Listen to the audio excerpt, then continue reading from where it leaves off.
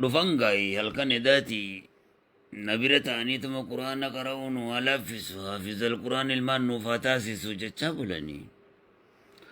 hangartee quraana qara'uu isaanii laaffisus waan itti jabeeysen beeku ilmaanis haafizal quraan nuufaa ta'uu jaanii fiifis haafizal quraanii miti tanaa mitan tana dhibdan gabricha rabbii baxraa nagaashanyiiti oromoona beeytanii rabbiin qananiiseen na guddise rakkoon dandayu waanii wanti xiqqishoo tanatti isin oowwu an kadiin rabbiitiin baana obboleeyso rabbiin quraana qara'uu kan amanees kan amaniniifis laaffisee jira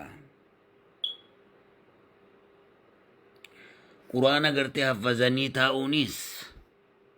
harruma gartee deema baadhattee deemtu tan nyaanne ta'uudha aboo quraanaan hukumii godhachuu fi quraanaan hojjechuu rabbiin waa faquu quraanaan hojjechuu fi quraanaan hukumii godhachuudha tanu dhibde malee haffazuu fi qara'uudha miti hoggaan ji'uun jarri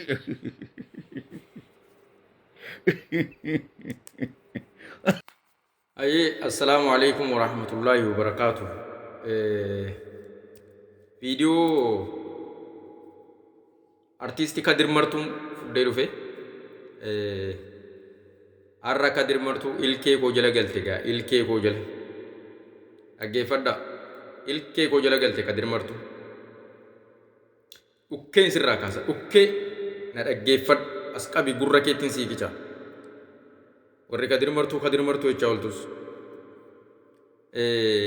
waan inni amma dubbate dhaggeeffataniittu anillee dhaggeeffadhee akka ajaa'ibaatti irra deddeebi'ee dhugaa dubbachuuf taanaan Kadir Martu namni wallisaa qofatti ilaala yookiis baxaraanaatti ilaala yookaan namuma faniidhuma qoosaadhuma qoosaa oolu sammuma isaa eeggachuudhaaf akka kanatti ilaala Kadir Martu namni maal jedheniyyuu ani garbicha rabbii baxaraanaa jedheen waa'ee quraanaa irratti kaase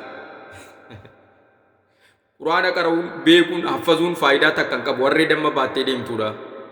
harree damma baattee bakka tokko hin geessu mi'aa damma harreen itti himnaan hin dhageessu maaliif dhukkee waan isirraa kaasuuf dhufeef tokko hin jiru dhugaadha haqa yoo ittiin hukumiin godhatin quraana qara'uun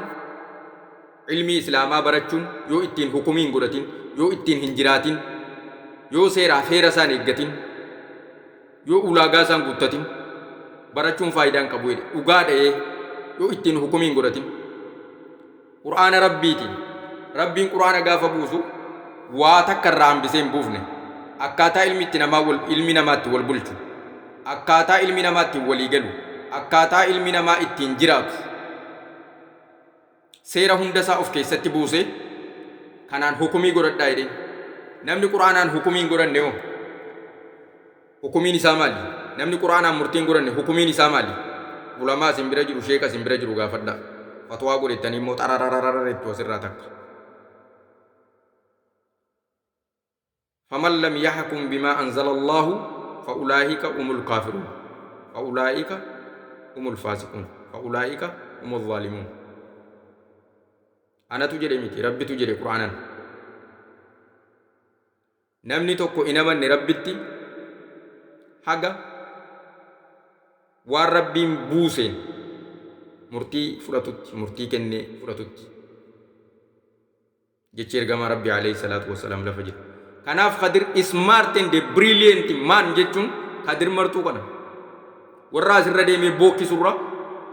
dubbii jajjabaa ajaa'ibaa dubbata fedhuu ofittaa fayyadamu fedhuu aadhiisu garuu waan gurguddaa nama barsiisa Kadir dhugaa rabbii maaliif nama faarsuun illee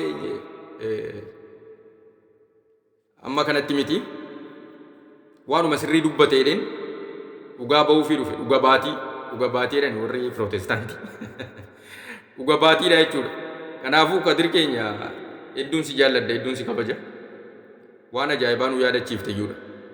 waan ajaa'ibaa nu yaadachiifte haafizal quraaniin ilmoo keenya rabbi nuuf ta'e maaltu haafizal quraaniin isin taasisuu didee isa amaneefis isa hin amanneefis quraana qara'uu rabbiin laaffisee jira jabeessee hin jiru dhugaadha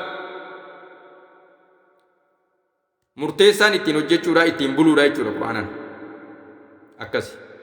nama quraanaan murtii kennu rabbi nuuf haa fidu afaanumaan batatatata jecha olurraa amanneerraa amantiin kana miti takka turaati kawaarijanaan jedha assalaamu alaikum warahmatullaahi wabarakaatuh